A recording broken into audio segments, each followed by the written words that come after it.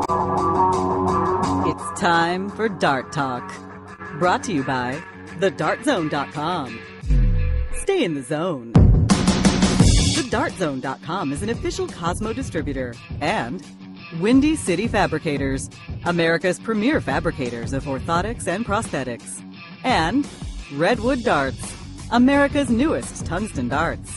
Stand straight and tall and hit them all. Redwood Darts. And now, here are your hosts, Mystery Mark and Steve P.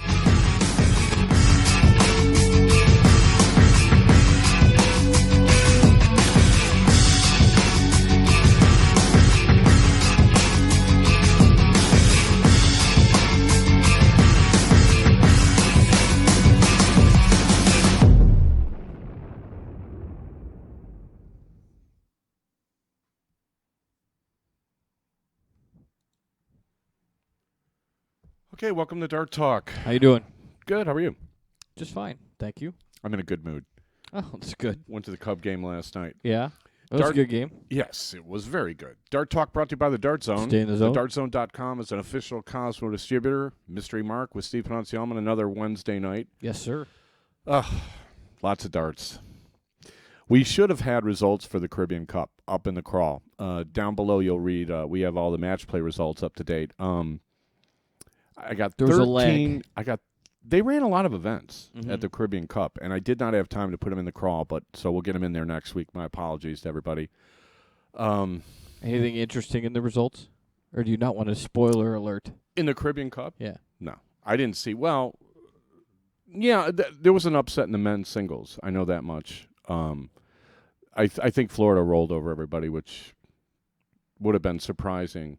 If they did not, yeah. Right. I think, it was one of the, it's a special event, the Caribbean Cup, and, the camaraderie among all the international teams is, like, apparently first rate. I wasn't there, but I, did talk to a few people. And it's more of a convention than a, hardcore tournament, yeah. First-class professional tournament, right? Which a lot of the, like the local tournaments are kind of like that. You got some people taking it seriously, some people, out there to see everybody have a good time, renew acquaintanceships, whatnot. So, the streaming was good. Oh, really? Yeah, well, and what they're going to do is they're going to break up, the matches and put them on their own YouTube channel. So when that's up, we'll post a link to it so everybody could see it because it was nice. I'm so bummed I couldn't go down there for that. And I don't know. It's in Barbados in 2 years. Did you talk to Bill? I have not talked to Bill. I was reluctant to call him because I figured he was still recovering from the drive. Yeah, so I bet. That's a long drive. Curious I've how made his that take drive. on it what it was. I made that drive by myself straight through from Chicago to Tampa, and it was a huge mistake. It was more tiring than taking my 4-year-old nephew to Disneyland for 11 hours, let me tell you. And that took 2 days to recover. And that's second only to the most tired I ever was after 2 hours of paintball. Where in the middle of it... I've never done that, but I've heard that's excruciatingly tiring. Dude, I wore marine fatigues and all this with a bunch of psychos, and in the middle of it, there was like a 30-minute torrential downpour where I ended up diving in the mud to avoid... it was just... Avoid being shot? The next day, I literally could not move. I just laid in bed, and I was married at the time. I had my wife. I'm like, call me in sick. I'm not moving. And I slept for, 13 hours, something like that. It was insane. Wow. But, yeah, that drive nonstop from Chicago to Tampa, that's brutal. It's a long I ways. figured Detroit to Tampa is probably about the same, if not more. Oh, yeah, I would think it'd be a little more. It's probably close. Yeah. Still, you're a little further north, but you're a little we're further further east, west, right. yeah. So, brutal. All right, let me disclaim everything before we away. Before we really get going here. Yes. The views, opinions, rants, and rampages expressed on Dart Talk do not necessarily reflect individually or collectively those of our sponsors, co-sponsors, wannabe hosts, hearing-impaired critics, or those with a penchant for attitudinal dysfunction. We at Dart Talk strive to provide you, the listener, with an educational, entertaining, and fun-filled experience each and every week. If after the show you, the listener, find yourself feeling uneducated, unentertained, and or bored, we at Dart Talk consider that your own problem. I need a glass of water. We may have to break early so I can run out and get my my bottled water out of the car. Oh, hold on. The Dart Zone has chimed in. Oh, the Dart Zone is back. He made it 17 back. straight, slept for 3 hours in a rest area, and then the final 4.5. So 7 and 4, 21 and a half. Yeah. 21 and a half hours, and I slept for 3. On the road. He's a camper. He's a He camped in a that guy rest can area, travel. parking lot. Well, what he meant was he passed out in the car because he couldn't drive Yeah, anymore. exactly. Well, let me tell you, 17 straight, though. That's whew. no one does more for darts than the dartzone.com. I mean, not only that they backed the show and have backed it for 3 straight years, but to go down there and provide a service to the players like this, take his traveling store down there. So, apparently, a lot of these people, like, from the islands, it's hard for them to get stuff. Mm-hmm. For Bill to go down there like that, I don't know anybody that would do it but him. So kudos to him. And he's made some long road trips. Yeah. I made one with him. We drove to Vegas for the, the NWDS 2 Aprils ago. Mm-hmm. That's a long drive. Well, plus there was like a blizzard, so we had a detour on our way back, and oh my gosh. Oh, yeah, I remember that drive home. Yeah, drove that was, through blizzards, tornados. I mean, Yeah. it was with really a trailer. some weird Wizard of Oz kind of thing. Yeah, with a trailer. Yeah, it was quite something. But I don't know. These road trips are kind of funny. I was talking to Jill because, we're going to Nashville this week, and I was like, maybe we should go down Thursday. Maybe there's a Thursday night blind draw we can go to. I'm starting to really like going to local events. Right. And seeing kind of how the other half lives. And, it's kind of funny. I mean, Cleveland does things a lot differently than Chicago. I went to the Rock a couple of years ago after the Stanford tournament. I thought that was pretty cool. And then I was somewhere else. I can't remember. Oh, I went to this soft tip tournament down in Louisville. That was pretty cool. Kind of looking how everybody does it. I mean, So are you going down early then?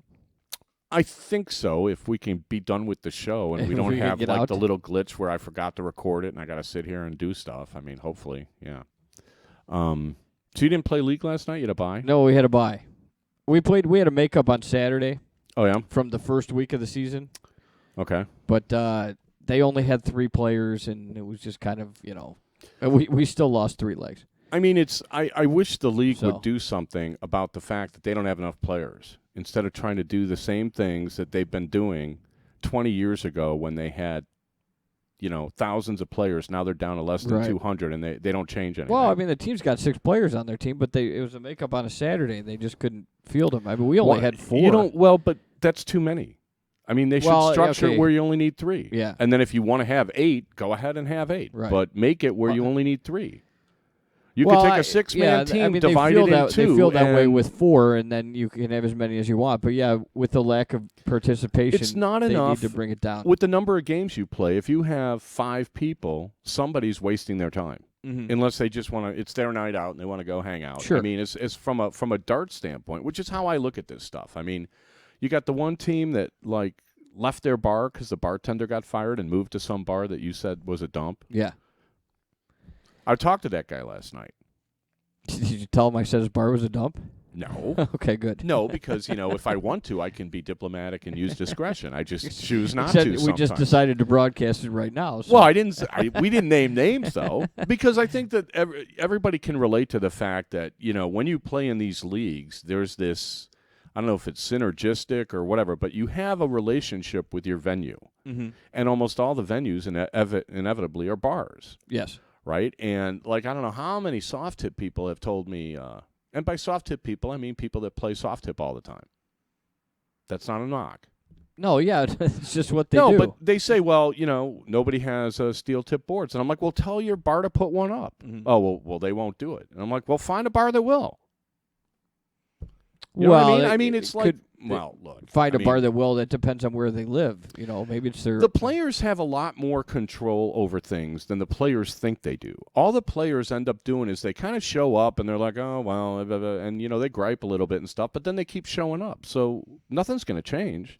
No, but I mean, if it's the most convenient bar for you to go to, and you've asked for, Yeah, okay. I don't know how steel remote tip some board. people live, but, where I live, how many bars are there that I Well, can walk to? Like 100. Not everybody has that. But, I mean, I've seen plenty of teams like, you know what, we don't like this. You charge too much for your Miller Lite. We're going across the street. Okay, go across the street. Either your business is worth it or it isn't, but, why shouldn't you try to get the conditions you want? I mean, I could not believe this guy having trivia on dart night. No, it's and it's like, you want to have trivia, have trivia. You want to have darts, have darts. The idea that somehow you can do both, because the dart players don't bother anybody. But you got somebody screaming in a microphone like me, with some BS personality who thinks he's funny for 2.5 hours while you're trying to play. They're also trying to get as many people in the bar as possible, and obviously trivia is going to get 3-1. That's fine, but the league bans headgear. So you can't even use headphones to tune out the... I mean, it's just... They don't have their act together, and they never will. But the funny thing... Here's what I wanted to... where are we on time? Oh, we got 5 minutes. Okay, let's take 5 minutes. Because you play 01, right? Yeah. I have a question for you. Okay. Well, actually, this year I haven't really been, but I used to. You used to play 01. Yeah. If after 5 darts, if I stand in front of the board that has the scores on it, do you know what number you're on? After 5 darts? Yeah. You got 1 dart in your hand. It's the second round of an 01 game. Do you know what number you're on? No. Okay. After 2 darts in a 501 game, do you know what number you're on? No. Okay, maybe I'm the mental one then. You are. Okay. Because I had this conversation with somebody who will remain nameless where I was kind of astounded. I'm like, how do you not know what number you're on? Don't you subtract every dart you throw so you know? And you don't. Apparently, a lot of people don't. I think you're the only one. Well, apparently Phil Taylor doesn't either. Yeah. Because he keeps leaving himself on these odd bogeys. And I think, and this is what I told this amateur player, I'm like, well, look, the problem with a lot of amateurs when they play 01, especially like electronic players who are trying to play 01 when they don't play it a lot, is dealing with the numbers and dealing with the numbers in your head. And invariably what happens is as beginners get better and they start learning, 171 is not an out in steel, but 170 is. I need to get to 170. They change their thinking around, and they put so much effort into getting to 170 that they screw themselves up. Like they'll start out like ton 85. Not a bad start. Right. And then they start looking, okay, how do I get to 170? And you don't really want to get to just 170. You want to get to 0. Yeah. Right? So, okay, go throw the ton 40 or try to throw a ton 40. And if it turns out that you end up on 169, unless you're playing like really top-level people, it's not going to matter. Right. Right? How often do you take out 170 anyway? If you struggle that hard to get to 170, I don't think you're taking it out very often. No. By all means, if there's an easy cover shot on your 15th dart or on your 12th dart where, if you throw a fat 20, it's no good, but you throw a fat 18 and you get to a finish, by all means, shoot the cover shot. Yeah. But outside of that, I think a lot of amateurs are trying too hard to get to a finish. We've talked about it too, but I think a lot of the people that my competition that I play, you talk about knowing what you're at 301, after 2 darts, what you're throwing your 3rd dart at. And I think, that's just an advanced skill level that the competition that I'm playing at, the chances of us, you don't want to leave yourself 159, you don't want to leave yourself 169, and I think that's where you start to get concerned. You don't start to be concerned at 251. I think if a lot of amateurs are honest with themselves, though, and they really look at this, and they look at how mentally they change their mindset once they get down to, say, below 250 or wherever it is that you start calculating, right? It really hurts their game from what I've seen.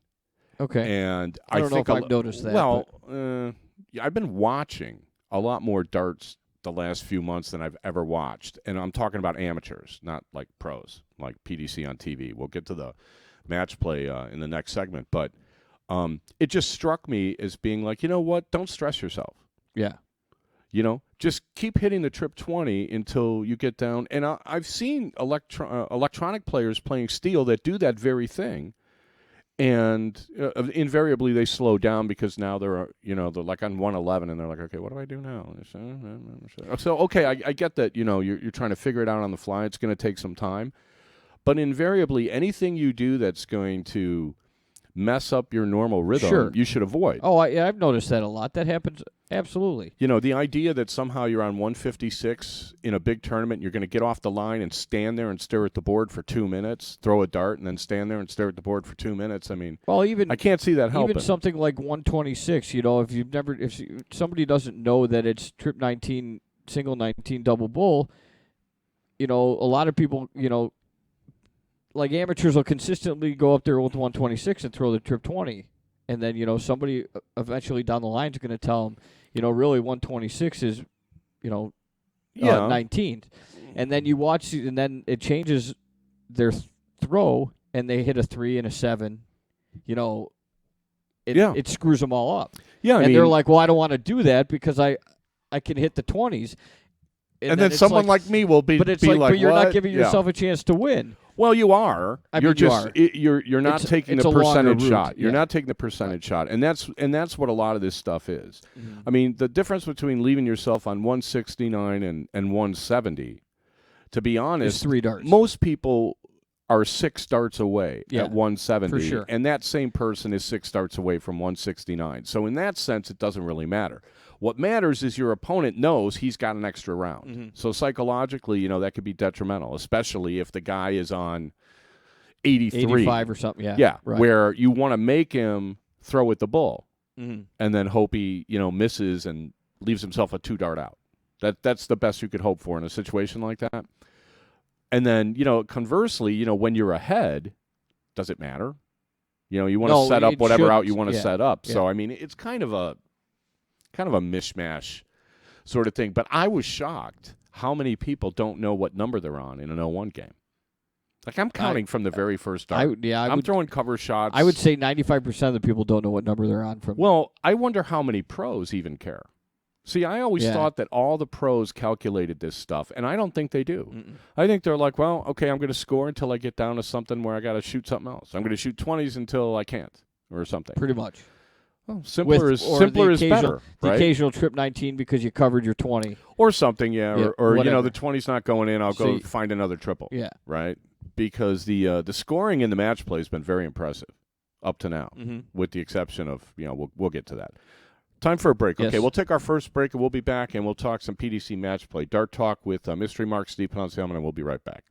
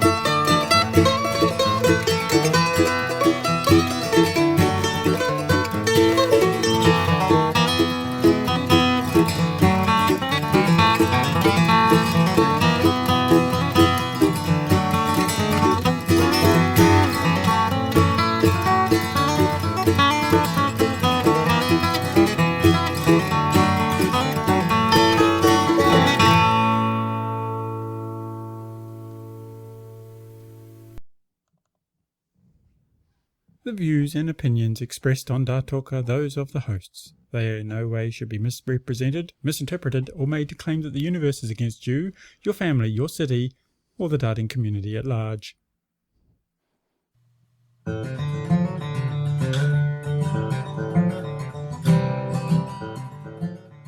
Okay, back for the second quarter of Dart Talk, brought to you by the Dart Zone. Stay in the zone. TheDartZone.com. World Traveler. I totally just blew the line.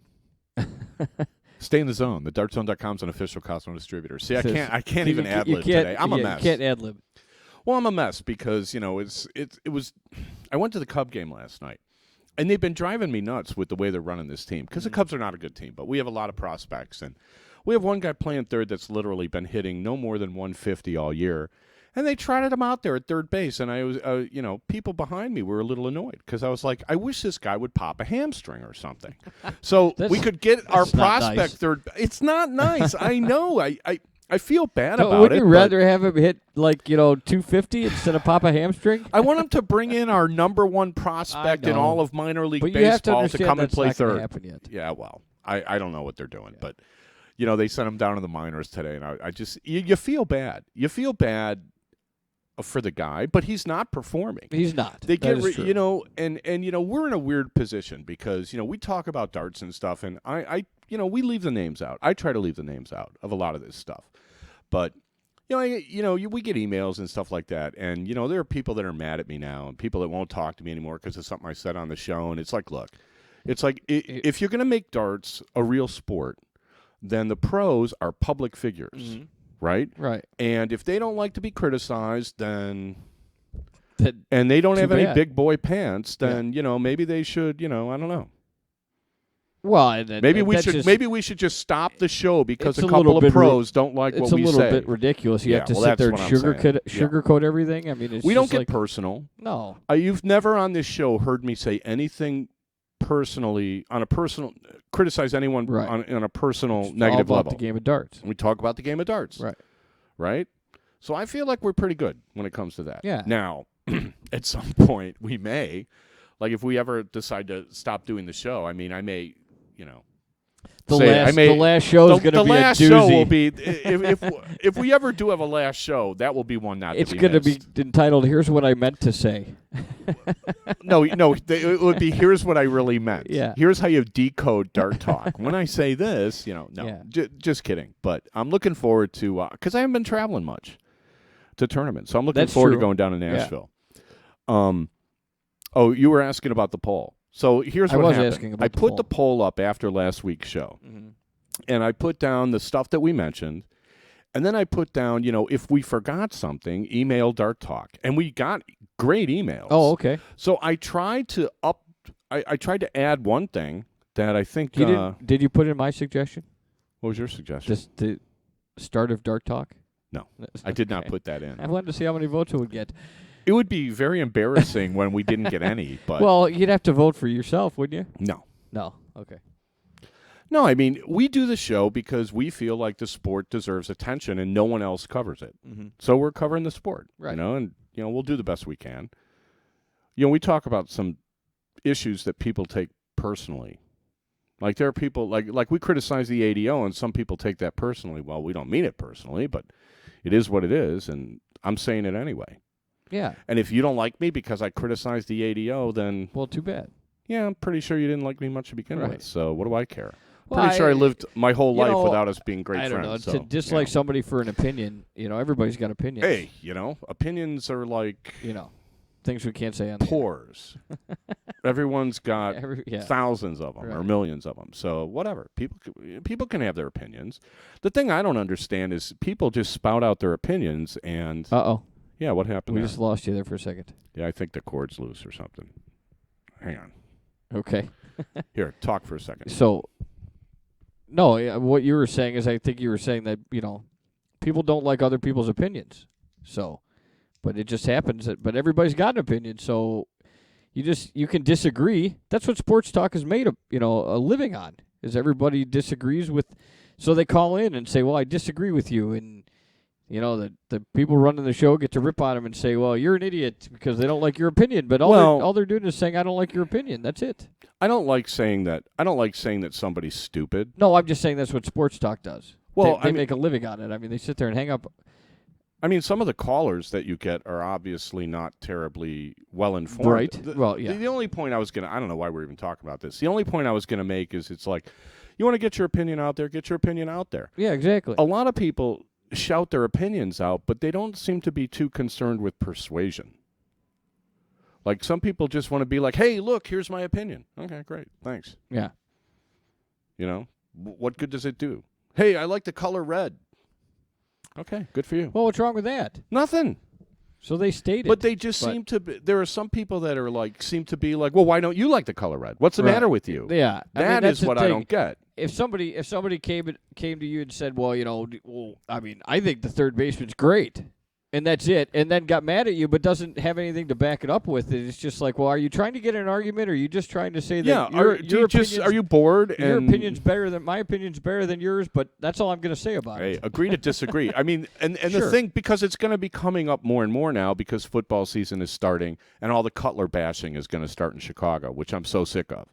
That's kind of how this is in my head. Yeah. Because they were making fun of Jay Cutler's ride. Oh, really? He came into training camp in some, I guess you call it a man van. Okay. With like pinstripes. Because now he's got kids? Yeah. And they were like, well, at least he took the baby seat out of it. La-di-da-di-da. And I'm like, the media hates Cutler.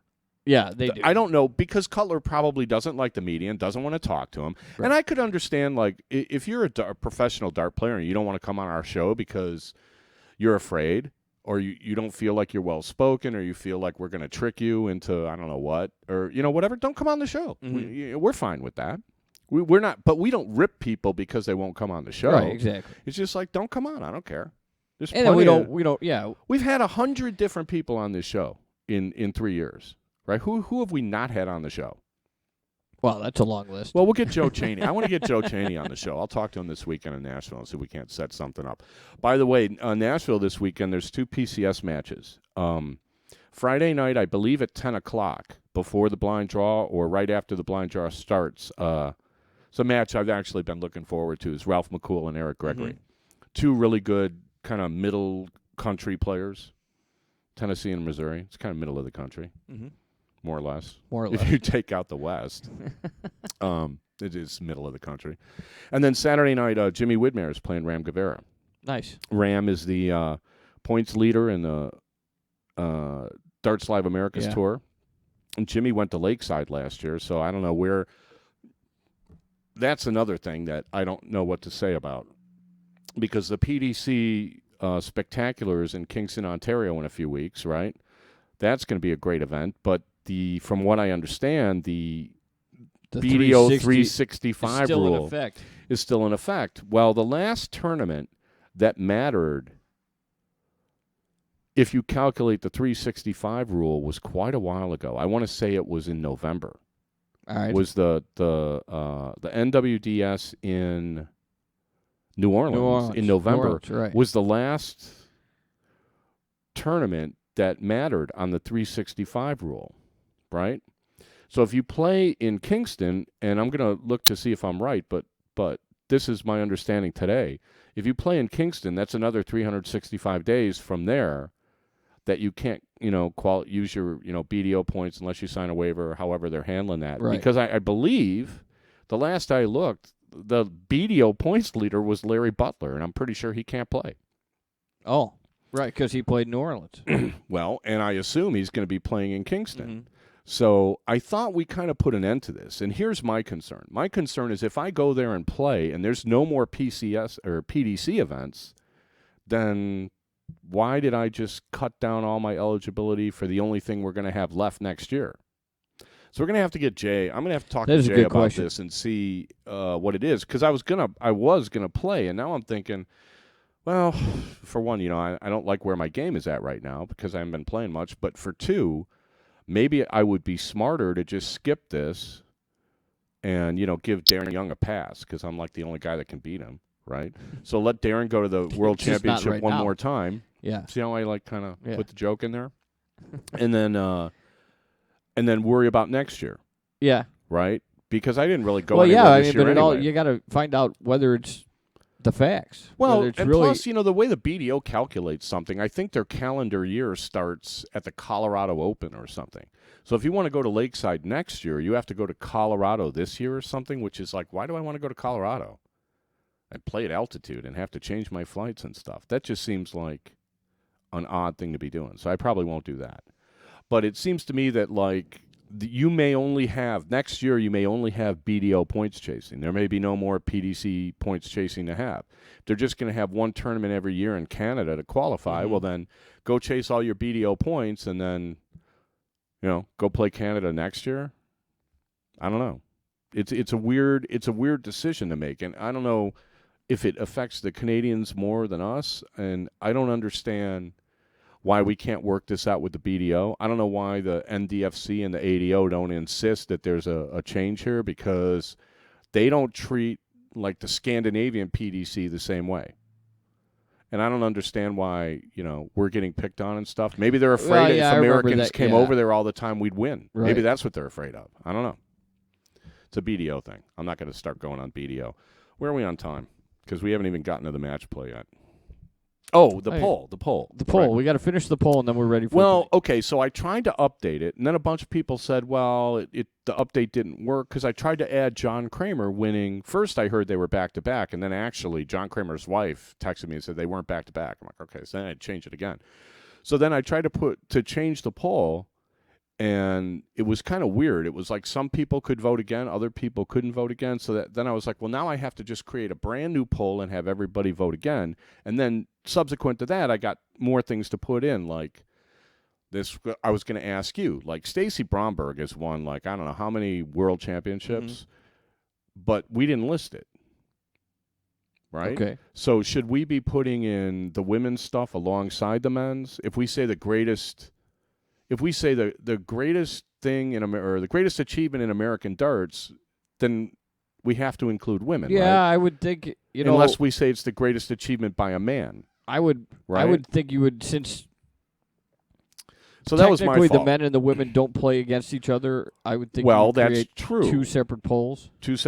That's what I would do. Because I think it's difficult for people to differentiate. Yeah. When you're not playing against each other. Although in Stacy's.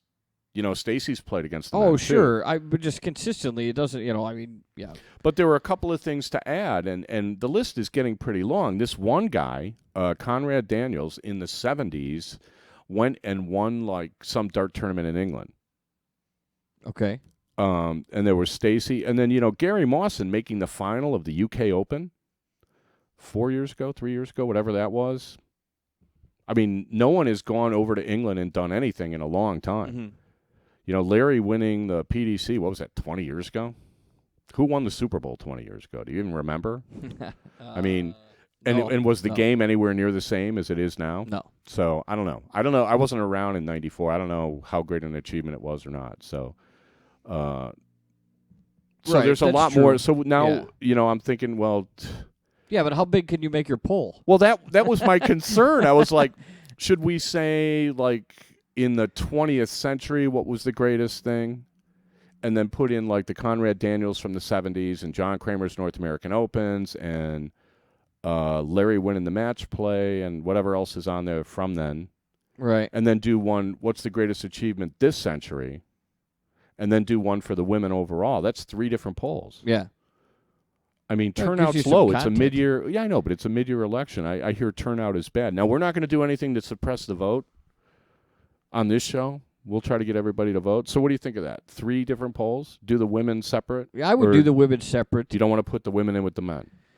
Well, they just, they have their own different tournaments. Well, I mean, they play against, it's just... it's kind of like the, LPGA and the PGA. I mean, yeah, you get a couple women that play against the men every now and then, but in general, you have your great achievements by women golfers, you have your great achievement by men golfers, so you have your great achievements by women darters, and you have your great achievement by men darters. I just think it's too hard to evaluate because they don't play the same people. Like, what's the greatest achievement in American soccer? Well, I would think it would be the women winning the World Cup because the men never have. Right. But is that fair? The men play against 32 countries, and I think the women play against 16. Is that a fair? How do you evaluate that? I mean, there's no right or wrong answer. I mean, but we should be as conscientious about this as we can, based on the fact that we're conscientious, right? Well, at least you are. But yeah, anyway, that would be my opinion. I would think that makes the most sense. What does? to have a You being women's conscientious poll. or? No. Oh. Women's poll, a men's poll. All right, so do the women separate. Then what do we do about the men? Do we cut it in half or like cut it on, have a cut off at the year 2000? Because that still gives us 14 years for this century. We've only, I don't. It's not we've like only there's been on the air for 3.5 years. We can do a poll that only encompasses 2000 and above. Okay, so from 2000 forward, and then from 1999, or we'll just do last century, this century. You want to do it that way? Okay, so we got to update the poll. I don't know what to say about the website. The website was very uncooperative when I tried to update it. Really? Yeah. Well, because I went on my phone and I got the old poll, and I'm like, okay, I updated it. It's right in front of me, and my phone won't catch up. I don't know how to do that. How to get my phone to kind of to sync? Yeah, it's weird. I don't know. Unless you have to refresh because it's just going to the I did. Well, it didn't Oh, work. you did? Yeah. Oh. So, I don't know. It's strange. It's an iPhone, so it should everything else works perfectly on it. So, I don't know Except what for to say the about website. that. All right. So, I don't know. We just lost 15 minutes. We'll be back talking PDC match play in the second half. You're listening to the Dart Talk with Mystery Mark, Steve Ponsalman, and we will be right back.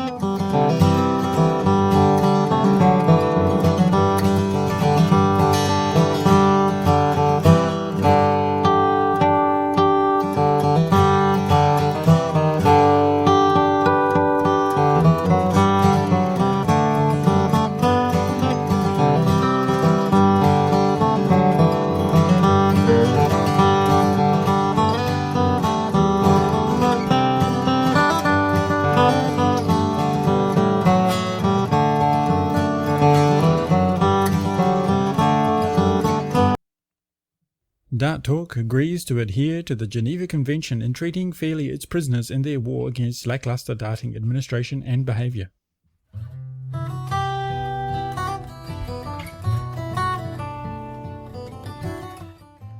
Hey, back for the second half of Dart Talk, brought to you by the Dart Zone. Stay in the zone. TheDartZone.com is an official Cosmo distributor, world traveler, and generally good guy. Let's talk and he's going to bed.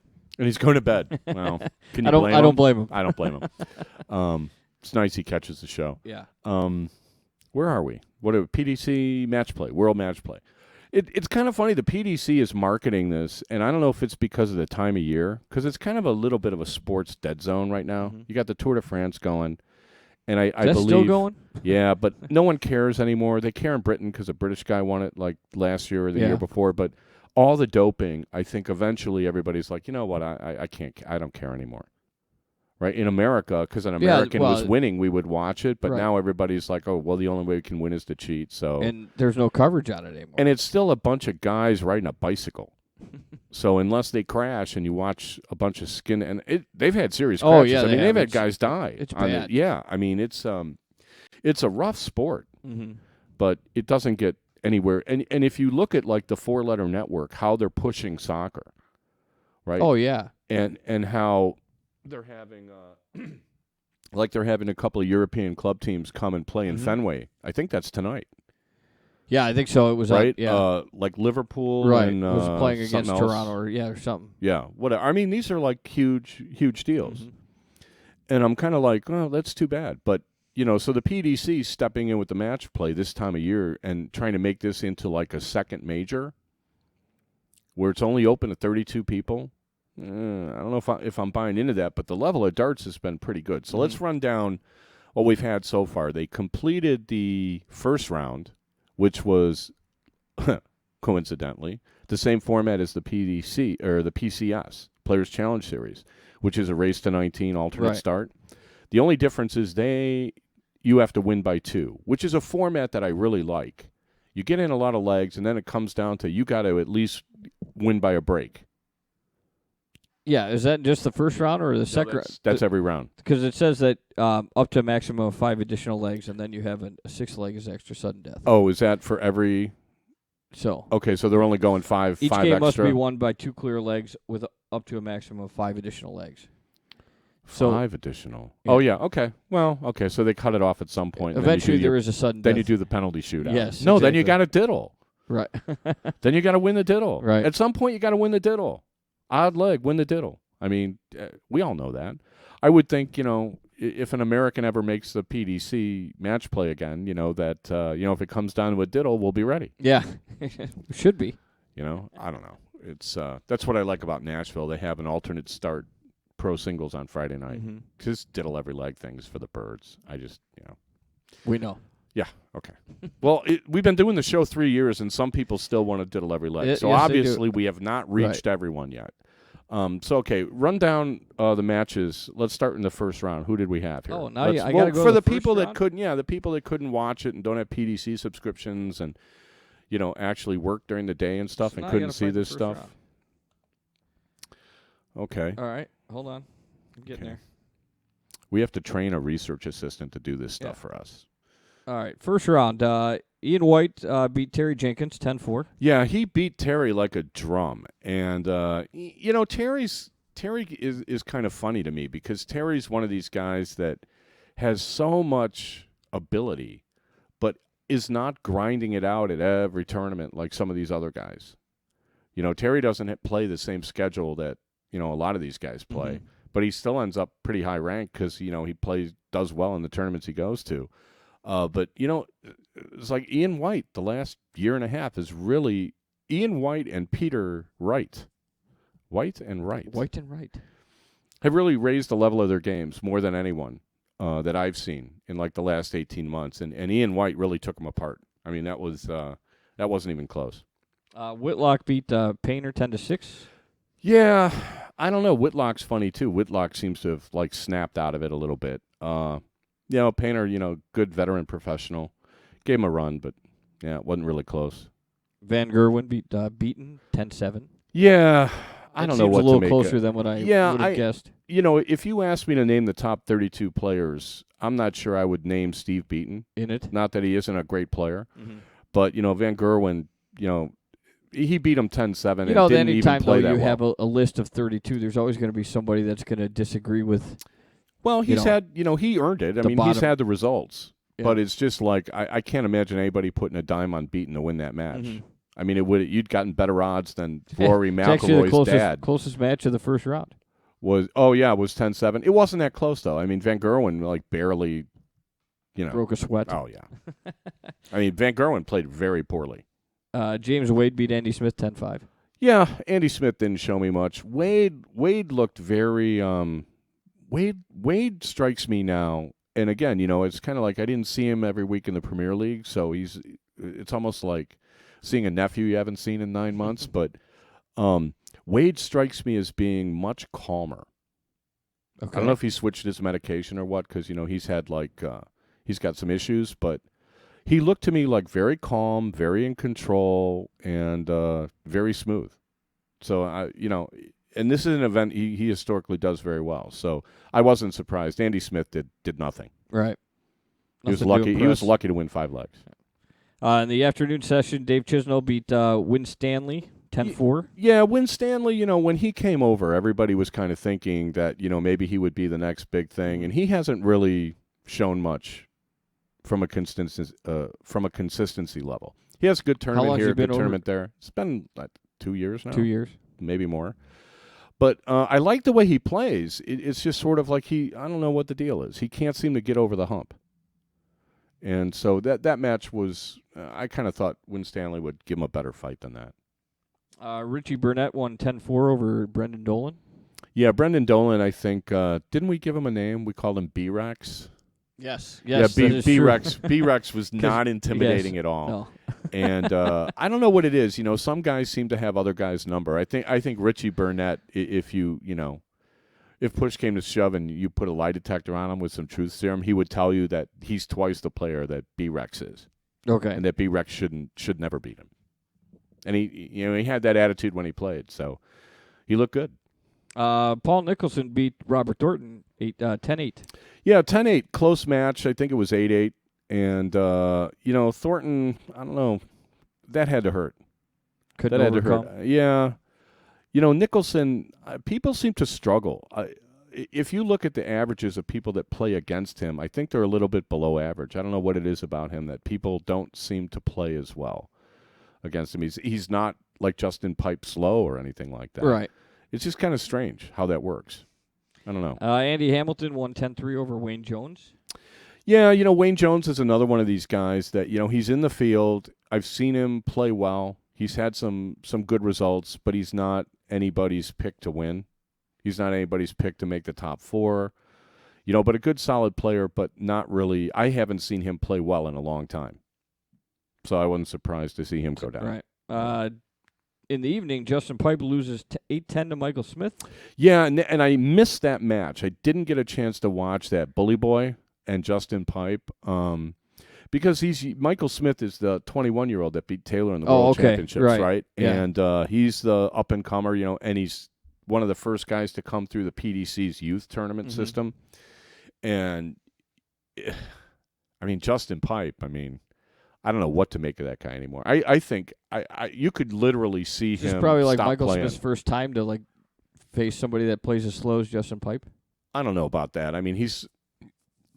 Justin Pipe doesn't play like everyone else. So I think all the youths coming up through the youth system are patterning themselves to be playing fast, to play TV darts, play fast, go get your darts, throw big scores, and finish.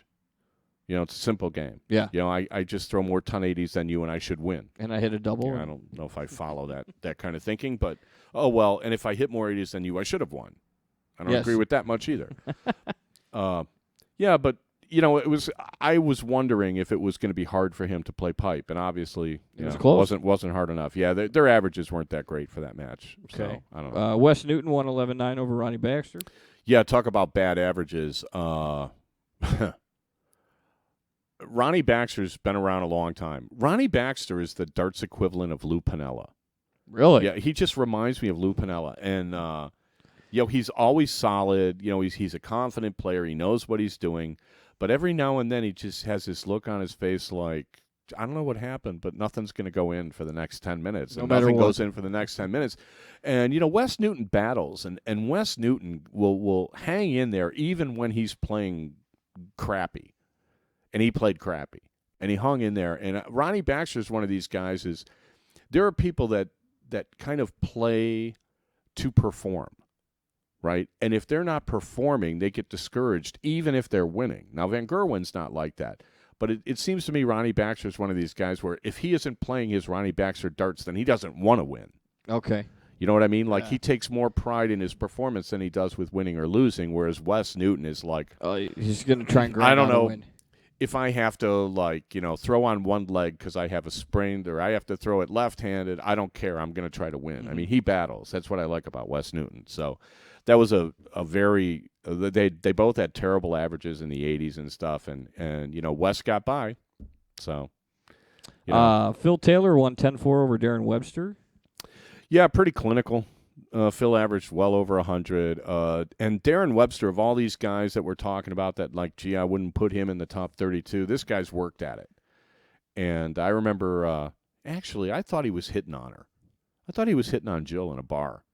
at the Darren Windy City Webster? Open a few years ago. What a great guy. Nice guy. He's built like a jockey. I mean, he's a very, slight guy. You said Darren Webster, right? Yeah. Not Mark Webster. Yeah, Darren, yeah. Okay. yeah.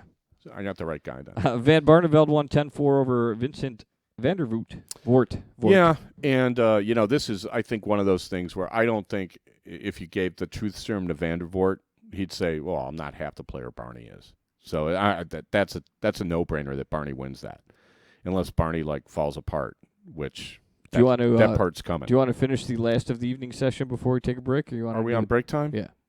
Are we done with the first round? No, we got 4 more matches. All right, let's finish the first round and take a quick break. Stephen Bunting beat Peter Wright 10-6. Yeah, and I was not happy with the way Peter Wright played. Peter Wright totally underperformed, and Bunting played really, really solid. Bunting's been playing good. I mean, for anybody that I don't know that he's exceeded anyone's expectations, but he's done pretty well for 6 months. 6 months on the PDC Tour. He's won some events. He's ranked. I mean, he's done about as well as you could expect. That's good. So, it's good for that. Mervyn King won 10-4 over Kim Hybricks. Yeah, Hybricks is another guy. I'm not a hater. I'm not a Hybricks hater. But there's something about the way he plays that I just kind of nah, I don't think you got it. I'm not on board. Yeah, I'm not on the Hybricks train. Right. And that's just that. So I'm never disappointed to see him lose because I don't really enjoy watching him play. He's one of these guys I would rather not watch. Mm-hmm. Is that weird? No, not at all. All right. I don't think that's weird at all. Adrian Lewis won 10-zip against Andrew Gilding. Well, and that's too bad because, of all the guys in the top 32, this is the first time that he's made it, and he's played really well to get where he is, Andrew Gilding. Mm-hmm. And Adrian wasn't having any get of zonked. it. Well, what did he average, over 110? Oh, it was a joke. I mean, he was just on cruise control. Yeah. And Gilding had no answer. But we'll hear more from Gilding, so I'll look forward to that. I don't mind watching him play. I posted something on Facebook yesterday, exciting young players, me likey, and he's one of them. Okay. Him and Michael Smith are some up-and-comers that are worth following because it's fun to get at the beginning of the story. Sure. And to, kind of watch these guys improve. That's Yeah. part of the fun of following a sport. All right, we'll take one more. Hold on. Oh, one Gary more. Anderson wins 10-8 over Jamie Caven. And that's it for the first. Yeah, and I missed that match. And Jamie Caven's another guy that I always root for. Mm-hmm. And Anderson, tell me what the average was at the break because I didn't get a chance to see that match. All right. We'll be back for the fourth quarter. You're listening to Dart Talk with Mystery Mark Steve Panaciamo. We'll be right back.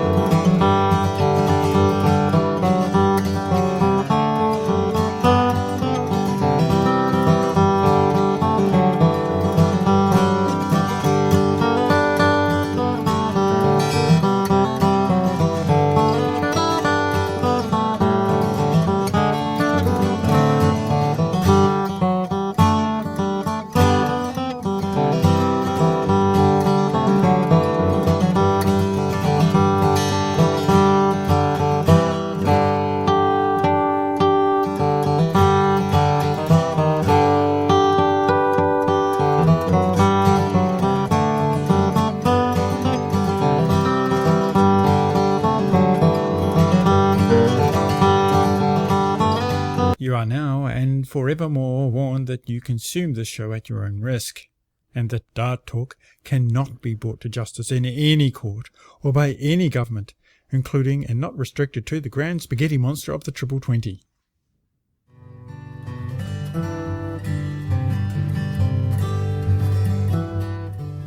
Okay, back for the fourth quarter of Dart Talk, brought to you by the Dart Zone. Stay in the zone. TheDartZone.com is asleep and an official Cosmo distributor. Yes, he is. So we left off. You looked up the numbers with Anderson Caven match. Came down to a 1080 at the right time, and Caven blowing 3 at a double. Yeah, pretty much. You know, I mean, everything's pretty equal. Caven actually had a higher percentage on his doubles. Yeah, you just got to shoot at more of them. You know, I mean, Anderson gave himself 7 more shots than a double. More. So that comes down to, like, you know, getting slightly outscored. You know? Yeah, I mean, 2 breaks a throw and 1 break a throw, so they pretty much... He'll like Gilding and Michael Smith. You'll keep hearing Caven's name. I wonder about people like Wayne Jones and Steve Beaton if you know, they'll be qualifying for this next year. We'll see. I mean, I don't know. I'm still kind of like thinking about the matches yesterday. So let's so that was the first round. That's the first round. Yeah. So then and then we have the results in the crawl there. If you guys want to get spoiled, so let's do the second round real quick. And second then we'll get out of here. round, Dave Chisnell beat Andy Hamilton 13-10. Yeah, it was funny. You know, I watched that match, and of the day, that was like the best match that they had. And the funny thing, remember, Andy Hamilton is one of these guys that I tell you I can't stand watching. Mm-hmm. He looks really. It looked like he's made a noticeable effort to play faster. He's still doing his little pump thing, but he's like trying to become. It looks to me like more of a rhythm player, and it's not really helping. Okay. Well, that's not good. No, and, you know, and Chisnell, I mean, I don't know. Chisnell scores almost as good as anyone. I mean, if you were going to list the top 10 scorers, you know, and you got obviously the usual suspects like, you know, Taylor and Lewis and Anderson and Van Gerwen. Right. Everybody puts Chizzy up there, you know. But, you know, the guy gets to a finish, and I mean, literally, I see him. He gets off the line, and you could just see the panic in his face. And I'm like, dude, it's a double. Yeah. It's bigger than the you triple. Know, I mean, go to any local place and look at the amateurs, and, you know, they don't do that on a double. Why are you freaking out? Mm-hmm. So I don't know. He's performance anxiety, or I don't know what it is. But, you know, if he ever solves that, you know, Chizzy's going to be a regular in the top 16, if not like a Premier League guy. Because he is an exciting scorer. He looks to me a little unnatural at the line. He's doesn't have a natural stroke, but, man, he pounds him in there. It's fun to see. Well, hopefully you can figure it out then. Well, he got by Andy Hamilton. Yeah. James Wade won 13-2 against Richie Burnett. Yeah, I didn't know what to make of that match. It looked to me like Richie Burnett went from concentrating on the match to figuring out how he could put a ballerino around James Wade's head. Did you see that movie, The Counselor? I never did see that movie. It's on HBO now. I know. Apparently they have on. this invention. It's like a little motor about this size, and you put like a really high tensile strength piano wire around it, and then you slip it over a guy's neck and pull it, and then the motor immediately starts to pull the wire around tighter and tighter and tighter and tighter. And it looked to me like Richie Burnett, if he had one on him, was going to throw it. And that was what he wasn't really thinking about the darts. He was figuring out a way to get the ballerino around James Wade's neck.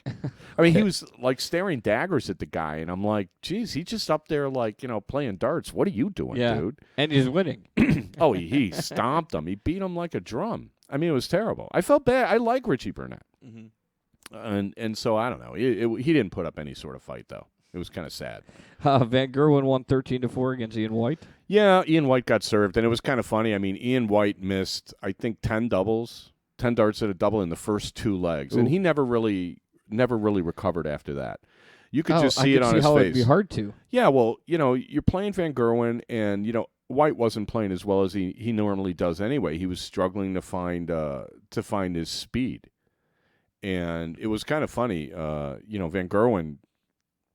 But there's doesn't that think extra, he's going to lose anyway. There's that extra pressure when you're playing a guy like Van Gerwen. You know that you have to take advantage of your opportunities, and all of a sudden you miss 10 of them. Yeah, it's one of those things. It's hard to degrading. Yeah, it's hard to come back from that. But you have to put it out of your mind. I know. You have to say, it's okay, hard mentally. I lost a leg. Doesn't matter if he threw a 9-darter or I missed 15 at a dart. It's only one leg. That's Let's what go. sport's all about, though. But you can't. Yeah, it's hard to let go of that. And when you're starting a long match.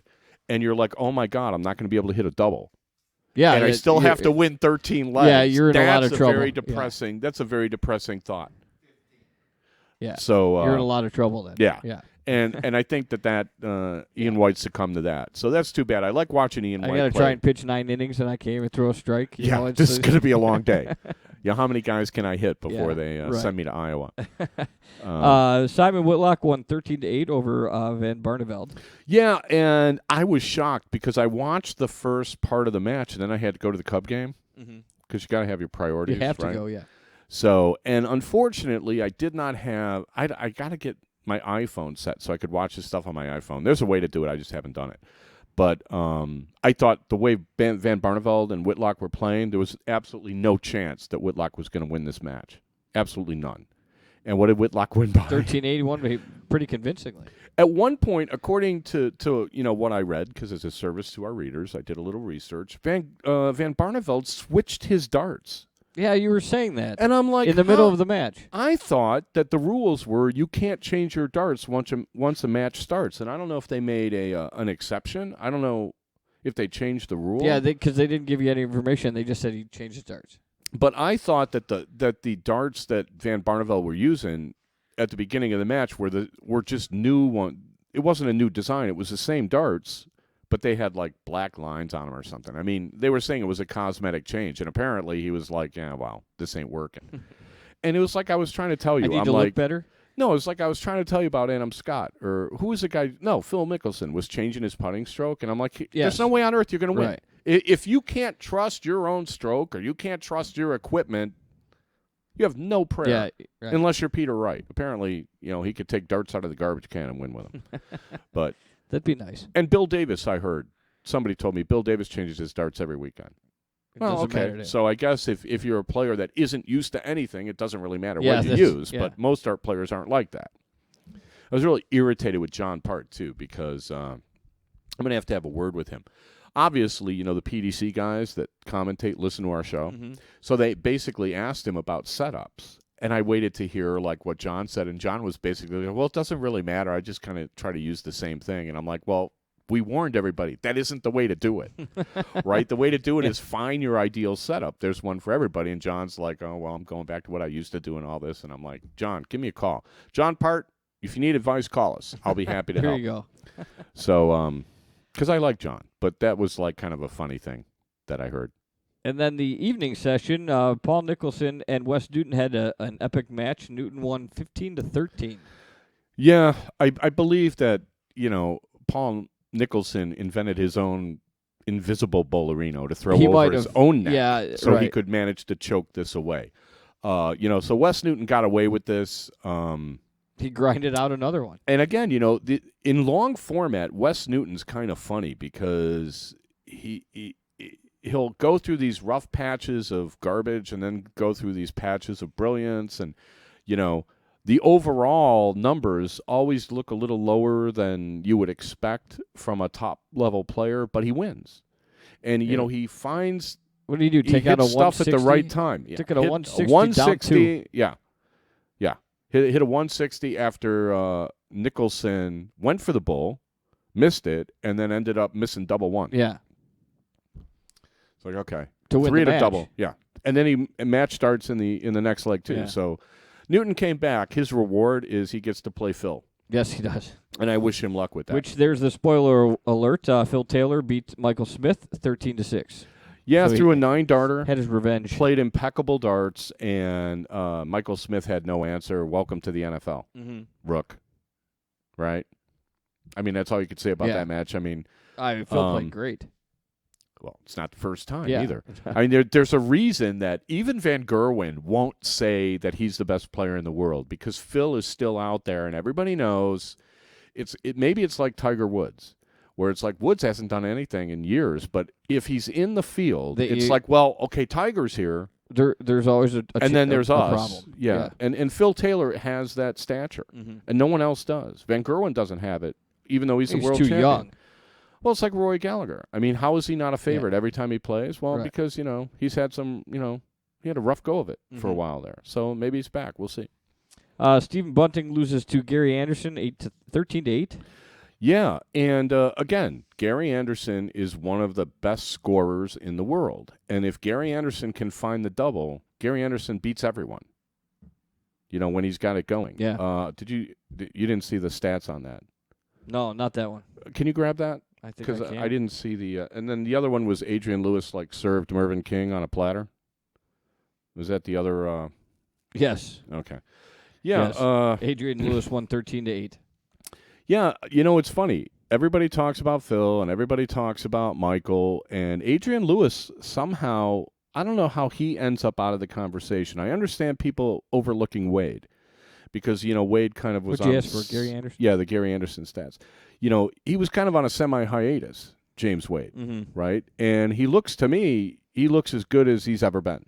So what do you got there for the stats there? Gary Anderson had 36% of doubles, but he had 22 more shots at a double. Yeah, and he out-1080'd him by 7. And he out-1080'd him by 7, and everything else was basically even. Yeah, welcome to modern darts. I am going to throw more 1080s than you. 1080s. In how many legs? 21? 28, 15 to 13, right? 8 and 3 that was the difference. 3 is 11. So 21 legs. Yeah. So 10 1080s and 21 legs. If you can average a 1080 every other leg, yeah, that's you're going to be hard to beat. I don't care what league you play in. And Bunting was consistent there. He had actually Anderson had 20 1040s. Yeah. Wow. So he had 20. He had no 1070s. Well, again, the guy can score 20 if he can 1040s, find the double. 10 1080s. So that's 30 to 19. Yeah, and look at Bunting's. He averaged 99. But Bunting was 8 of 14 on his doubles and averaged 100 and got smoked. Yeah. Welcome to the NFL, Rook. There's a reason that these guys like Gary Anderson and Adrian Lewis are up there. It's no accident. What was the stats for the Lewis match? Who did Lewis play? Mervyn King? Yeah. Lewis beat him bad? Yeah, he beat him bad. What was 13-8? Another 13-8? Yeah, 13-8. What was the number on that? What'd that look like? Well, he had almost twice as many chances of double. He only averaged 100, but Mervyn only averaged 90. But 90? Yeah. Well, okay. Yeah, basically Adrian Lewis hit a bunch of tons. Well, and Mervyn threw a bunch of 60s? Yeah. I've seen Mervyn. The only thing, Mervyn looks funny to me because it seems like his release changes from dart to dart. Yeah, it looks to me like he over-adjusts. He just got outscored. He'll probably tell you he didn't play well, averaging 89.5. Well, obviously he didn't, and it wasn't all on doubles because his doubles percentage was about 50%. So, he got outscored. Mm-hmm. And that's the thing about when I watch Mervyn King play, he's more of a finesse player, than some of these guys. Adrian Lewis is obviously kind of a rhythm shooter and stuff. But, if Mervyn's not finding the triple early, he tends not to look in the right Stephen spot Bunting's for going, why can't I play Mervyn King? Right? I average 100. Or Wes Newton. Yeah, and I got to play the guy that averages 105. Well, again, it's funny. This is where the seeding becomes, important. Crucial. Yeah. Because, gosh, you don't want to – the one thing you don't want to be is the 32 seed because then you get the number one in the first round. Right? Who gets the number one in the second round? The 16th seed? So you don't want to be the 16th seed either. And then you don't want to be 15 because then you got Phil. And you don't want to be 31. So this jockeying for position, when you start looking at the seeding, is kind of wow, okay. Would you rather have Yeah. I Whitlock get the concept that you have to beat everybody anyway, or so to speak. But yeah, but you don't want to face them in the first round. Right. You want to. Who doesn't want to play Wayne Jones in the first round? Right. No offense, Wayne. All right. So next week we'll have Caribbean Cup results. We'll have results from Nashville. Hopefully I'll get an interview with some of the PCS guys. There's 2 PCS matches in Nashville this weekend. Yes. Take a look at them. Yeah. Saturday night is Ram Guevara and Jimmy Widmer. Friday night is Ralph McCool against Eric Gregory. Don't know anything about streaming. We will, of course, post links if it turns out to be streamed. I haven't heard back from those guys yet. The streaming thing is kind of funny. I don't know. People are doing what they can, but at some point, if the hotels are going to gouge people for bandwidth, it's not going to happen, right? So we'll see what goes on in Nashville. So we got the Caribbean Cup, we got Nashville, we got PCS. We'll start previewing the ADO 501 Club Championship.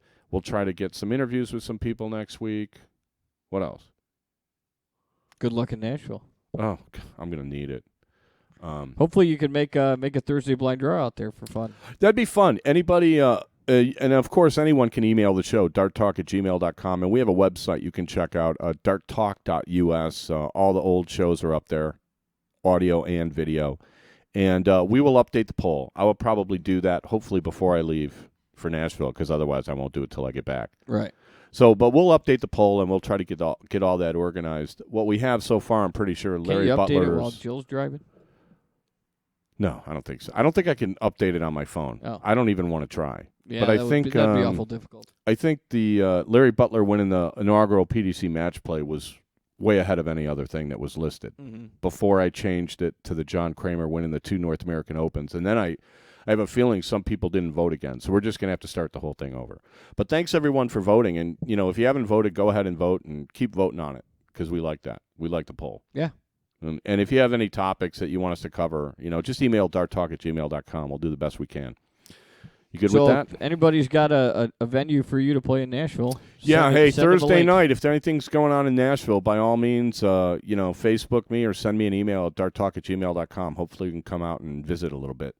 Get ready for the tournament. It's going to be a good one. Nashville's always a good tournament. Music City Classic at the Millennium Hotel in Nashville. There you go. That's where we'll be. Okay? Absolutely. Thanks, everybody, for listening. As always, Mystery Mark, Steve Ponziema, we will Dart Talk to you next week. You all take care.